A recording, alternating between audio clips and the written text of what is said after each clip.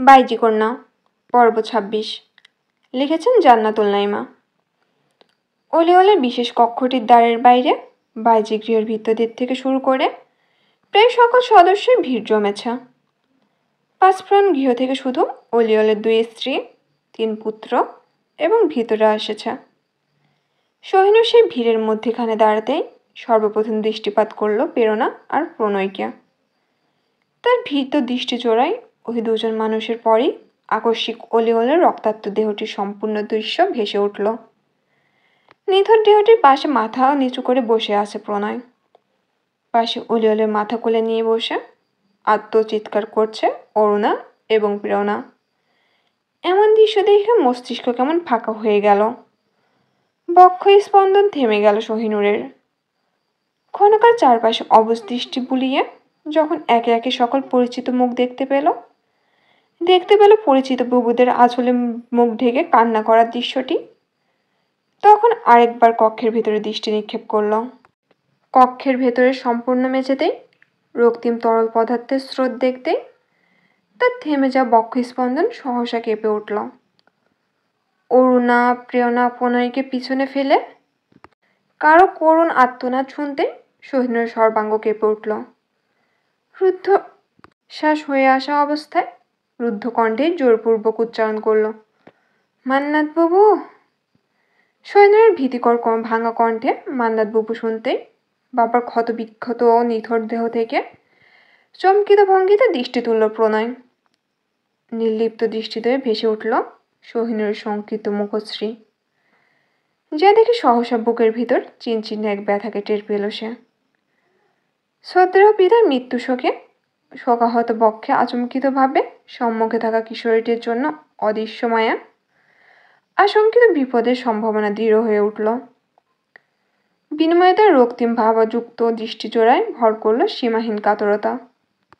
কিন্তু সে কাতর দৃষ্টিদ্বয়ে এক পলকের জন্য তাকালো না সহিনুর, আর না তোয়াক্কা করলো চারপাশের মানুষদের।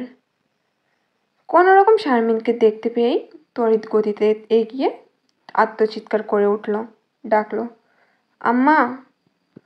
প্রণয়কে পাশ কাটিয়ে ঠিক প্রণয়ের পিঠমুখী হয়ে ধপ করে মেঝেতে বসে পড়ল সে। ঘাড় বাঁকিয়ে আচমকিত দৃষ্টিতে কয়েক পল সহিনুরকে দেখল প্রণয়। পরক্ষণে আবারও সে তার বাবার মৃতদেহের দিকে দৃষ্টি নিক্ষেপ করল। কিন্তু সজাগ রইল তার কর্ণদয়। রুদ্ধ হয়ে আসলো শ্বাস প্রশ্বাস। শারমিনের খোলা চুল মেঝেতে বিছিয়ে পড়ে আছে। চুলের ভাঁজে ভাঁজেও রক্তিম তরলে নিমজ্জিত। পরিহিত হলদে রঙের জর্জের শাড়িটি দেখে বোঝার উপায় নেই তার রং হলুদ ছিল। মান্নাত বাইজি ক্ষণে ক্ষণে শারমিনের গালে মৃদু থাপ্পড় দিচ্ছে, আবার আত্মচিৎকার করে বলছে, তুমি মরতে পারো না, তুমি এভাবে চলে যেতে পারো না। নূরকে ছেড়ে এভাবে কেন চলে গেলে তুমি? তোমার নূরকে এবার কে রক্ষা করবে? শারমিনকে অমন নিশ্চলভাবে দেখে মান্নাতের অমন আহাজারি শুনে সহ্য করতে পারল না সহিনুর। বিভৎস এক চিৎকার করে উঠল সে। শারমিনের রক্তমাখা নিথর কাঁধে মৃদুভাবে ধাক্কা দিতে দিতে ডাকল, আম্মা, আম্মা, ও আম্মা। কয়েকবার ডেকেও যখন উত্তর মিলল না, মান্নাত বাইজি ডুকরে উঠল। সহিনুরের করুণ চোখে মান্নাতের দিকে চেয়ে ঠোঁট উল্টে কেঁদে দিল। ভাঙা কণ্ঠে বলল, বুবা, আমার কি হয়েছে? আম্মা কথা কয় না কেন? গগন বিদারী এক চিৎকার দিয়ে উঠল মান্নাত। বলল, নূর রে, তোর আম্মা আর নাই, তোর আম্মা আর নাই রে নূর। মান্নাতের হৃদয় বিদারক কণ্ঠে কক্ষ যেন কেঁপে উঠল। স্তম্ভিত হয়ে মায়ের পানে নির্বাক দৃষ্টি নিক্ষেপ করল সহিনুর। তার ছোট্ট কোমল হাতটি বাড়িয়ে ছুঁয়ে দিল মায়ের শান্ত গালে। ধীরে ধীরে দৃষ্টি নিচের দিকে নামালো। অতি সূক্ষ্মভাবেই নজরে পড়ল মায়ের বক্ষস্থলের ক্ষতের দিকে। যে বুকে পরম শান্তিতে সে হেসেছে, কেঁদেছে, দিন শেষে নিশ্চিন্তে মনে ঘুমের দেশে পাড়ি জমিয়েছে, তার এই পরম সুখময় জায়গাটিকে এভাবে ধ্বংস করতে একটুও কি বুক কাঁপেনি জমিদারের? ভেবেই কম্পিত হস্তে ক্ষত হওয়া বুকের স্থানটিতে হাত চেপে ধরল সহিনুর। যখন সে হাতটি উঠে হাতের তলার অংশ সম্মুখে মেলে ধরল, পুরো শরীর অসাড় হয়ে আসলো তার। ব্যথাহত কণ্ঠে মৃদু চিৎকার করে বলল, আম্মা গো, কত কষ্ট তুমি পাইছো আম্মা। পুরো শরীর ভয়ঙ্কর রক্তের মাখামাখি। সৈন্য সে শরীরে হাত বুলিয়ে বুলিয়ে কিছুক্ষণ আদর করলো, কিছুক্ষণ কাঁদলো, কিছুক্ষণ নিথর রক্তাক্ত বুকটায় মাথা রেখে চুপটি মেরে রইল। অপরূপা শারমিন বাইজির রক্তাক্ত দেহ দেখে তার সুশ্রী কন্যার মুখটাও নিমেষে বিধ্বস্ত হয়ে উঠেছে। যে বাইজি গৃহের আনাচে কানাচেতে সর্বক্ষণ ঘুমুরের আওয়াজে মুখরিত থাকত, যে গৃহের প্রতিটি রুদ্ধদ্বার সাক্ষী থাকত সর্বোচ্চ ঘৃণ্যতম ঘটনার, যে বাইজি গৃহে জমিদারের পুত্ররা অশ্লীলতার সর্বোচ্চ চূড়ায় পৌঁছে যেত, যে গৃহের গোপন পাপের খবর বাইজিরা আর জমিদারের সদস্য ছাড়া কেউ জানতে পারেনি কোনোদিন, সেই গৃহের প্রতিটি কোণায়, প্রতিটি ইষ্টকে আজ যেন মৃত্যু শোক। একটি গাছের আগা যত নড়বড়ে থাকুক না কেন, যতক্ষণ গোড়া শক্ত থাকবে ততক্ষণ তার বিনাশ নেই।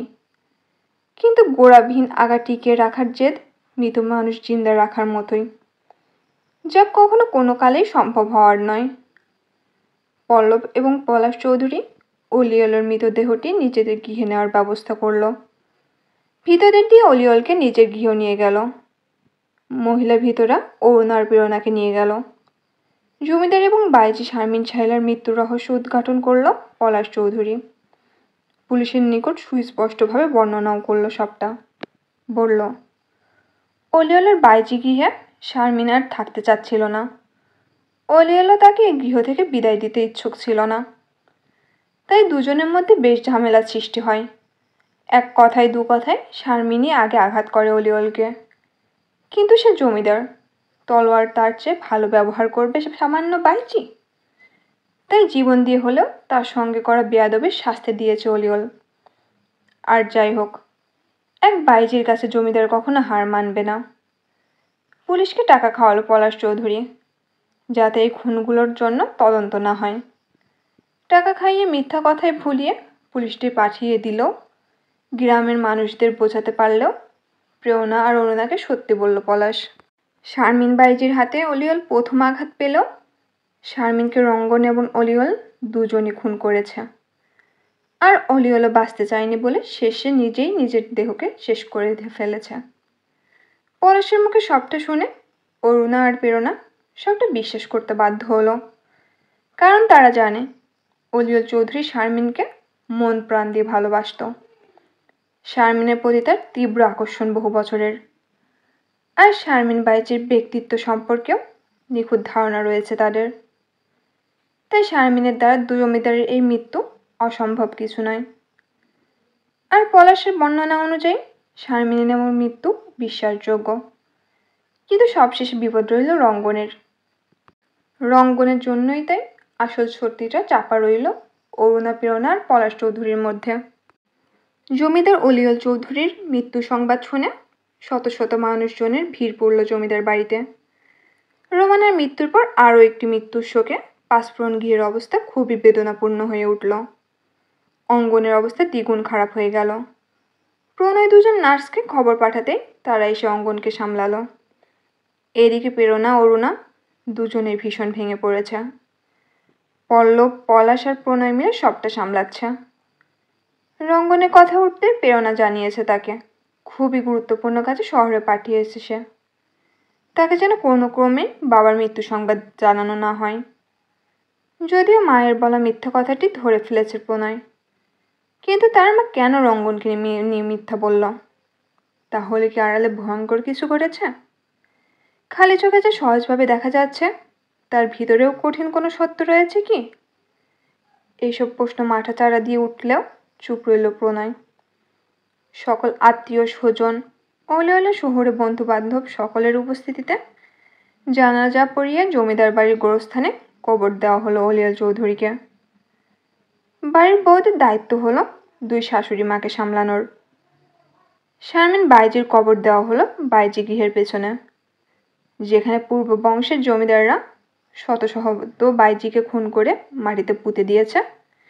সেখানে জানাজা পড়ে স্বাভাবিকভাবে কবর দেওয়া হলো শারমিনকে, যা পুরোটাই প্রণয় নিজ দায়িত্বে সম্পন্ন করেছে। পল্লব বা পলাশ কারোরই মত ছিল না এতে। তাদের কথা ছিল কোনো রকমে পুঁতে দেবে। তবে এতে ঘোর বিরোধিতা করে প্রণয় সম্মানের সঙ্গে জানাজা পড়ানোর ব্যবস্থা করে। অতঃপর কবর দেওয়া হয়। বাইজিগির সকল কার্যক্রম 7 দিনের জন্য বন্ধ থাকবে, এটাও ঘোষণা করে দেয় প্রণয়। এতে পলাশ তীব্র প্রতিবাদ জানালে প্রণয় তাকে বেশ কঠিন গলায় সংযত থাকতে বলে। বদ্ধ করে নিশ্চুপ হয়ে বসে একদিনে নিজের হাতে থাকা তলোয়ারটির দিকে তাকিয়ে আছে সোহিনুর। অবিরতভাবে কাঁপছে তার হাতটি, তবুও চেষ্টা করছে নিজের হাতটিকে নিয়ন্ত্রণ করার। আর চোখের সামনে নিজের মাকে বাইজিগের পেছনে কবর দিতে দেখল সে। গতরাতে যে মানুষটার আদরে মাখামাখি হয়েছিল, তীব্র জ্বরের ঘোরেও বারংবার যে মানুষটার স্নেহের স্পর্শ অনুভব করেছে, প্রাণ খুলে শেষবার যাকে আম্মা আম্মা ডেকে বিনিময়ে পেয়েছে মাতৃস্নেহ, এক রাতের ব্যবধানে দীর্ঘ তন্দ্রা ঘোর কাটতেই যখন সেই মানুষটার ক্ষতবিক্ষত রক্তাক্ত প্রাণহীন নিথর দেহটি চোখের সামনে ভেসে উঠল, কলিজায় ঠিক কতটা ছিদ্র হয়েছে জানে না তা সোহিনুর। কিন্তু যে ক্ষত, যে ছিদ্র তার কলিজাতে হয়েছে, এ জীবনে কোনো কিছুর বিনিময়ে তা সারিয়ে তোলা সম্ভব নয়। রক্তে মাখা আঁচল দিয়ে সযত্নে মুছতে মুছতে সোহিনুর বলল, আম্মা, তুমি অন্ধকারে ওখানে থাকতে ভয় পাচ্ছ? ভয় পেও না আম্মা, আমি এখনই আসছি। দুর্বল চিত্রে উঠে দাঁড়ালো সোহিনুর। মাথাটা কেমন ঝিমঝিমে উঠল তার, তবুও পাত্তা দিল না সে। গোপনীয়ভাবে তলোয়ারটি তুলে রেখে পা বাড়ালো মায়ের কবরের উদ্দেশ্যে। যদিও মান্নাত তাকে খুব বুঝিয়ে শুনিয়ে রেখে গিয়েছিল, দরজা আটকে বসে থাকতে বলেছিল। সে ব্যতীত কেউ এলে যেন দ্বার না খুলে, এ বিষয়ে কড়া নিষেধাজ্ঞাও দিয়েছিল। কিন্তু মাতৃহারা অবুঝ সোহিনুরের তখনও চৈতন্য ফেরেনি। শারমিনের অবর্তমানে মান্নাত কতটুকু নিরাপত্তা দিতে পারবে সোহিনুরকে তা সে জানে না।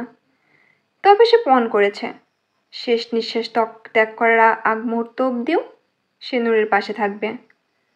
তাই তো ঘরে এসেও নূরকে না পেয়ে উদ্বিগ্ন হয়ে শারমিনের কবরস্থানে ছুটে যায় সে। সেখান থেকে নূরকে বুঝিয়ে শুনিয়ে ঘরে নিয়ে আসে। সারারাত মেয়েটাকে বোঝায়, জীবন সম্পর্কে ধারণা দেয়। এজন্য অবশ্য তার জীবন বৃত্তান্ত পুনরায় বিবৃত করে। অলি ও শারমিনের মৃত্যুর 4র্থ দিন আজ। রোজ রাতে মান্নাতকে ফাঁকি দিয়ে মায়ের কাছে আসে সোহিনুর। কবরের ওপর মাথা রেখে কখনো নিশ্চুপ থাকে, কখনো বা অভিযোগ করে, কখনো আবার ফুপিয়ে ফুপিয়ে কাঁদে। আজও এসেছে সোহিনুর। কবরের পাশে বসে মাথাটা কবরের ওপর রেখে শুয়ে আছে সে, দৃষ্টি জোড়াবদ্ধ। বাইজে গিয়ে আজ 4 দিন পর প্রবেশ করল পলাশ। সকল বাইজিদের মুখে বিষাদ ভাব দেখে বিড় করে কিছু গালিগালাজ করতে করতে শারমিনের ঘরের উদ্দেশ্যে পা বাড়ালো। কারণ সে নিশ্চিত সোহিনুরকে ঠিক সেখানেই পাবে। কিন্তু যখন সোহিনুরকে পেল না, তখন মান্নাতকে ডাকলো। মান্নাত শঙ্কিত হয়ে ছুটে এসে সোহিনুরকে না পেয়ে কিঞ্চিত স্বস্তি পেল, আবার দুশ্চিন্তাও হলো। পলাশ অশ্লীল ইশারায় মান্নাতকে প্রশ্ন করল, নূর কোথায়? মান্নাত তেজি কণ্ঠে বলল, জানি না, আর জানলেও তোমাকে বলবো না আমি। মান্নাতের এরূপ আচরণে আচমকা খেপে গিয়ে তার চুলের মুষ্টি শক্তভাবে চেপে ধরল পলাশ। এক ধাক্কায় ঘরের ভিতর ধাক্কা দিয়ে ফেলে বাইরে থেকে দরজা আটকে দিল। মান্নাত হাউমাউ করে কেঁদে উঠল, দাঁড়ে কড়াকাট করতে থাকলো আর বলল, তুমি এমনটা করো না পলাশ, দোহাই লাগে তোমার। হে আল্লাহ, তুমি নূরের সহায় হও। বিকৃত ভঙ্গিতে হেসে উঠল পলাশ, চারিদিকে তাকিয়ে হুঙ্কার ছাড়ল, আমাকে ছাড়া এই দরজা খোলার সাহস দেখাবি তো শারমিনের কাছে পাঠিয়ে দিব।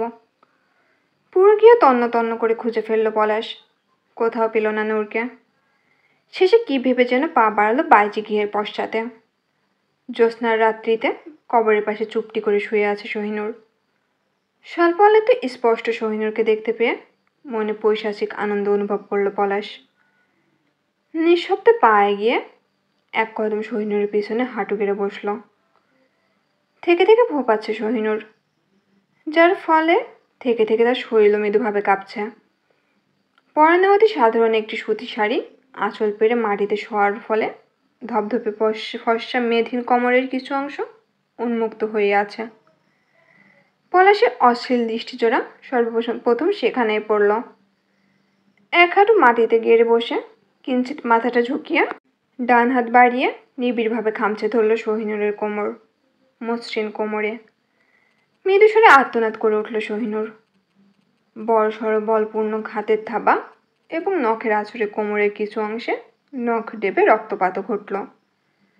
পলাশ শহিনুরের আতকে ওঠায় মৃদু আর্তনাদ শোনার অশ্লীলভাবে অধর কামড়ে উঠল। শহিনুরের দিকে আরেকটু ঝুঁকে লম্বা এক নিঃশ্বাস নিল, বলল, আজ এই জ্যোৎস্না মাখা রাতটি স্মরণীয় হবে তোমার আমার মাখামাখিতে।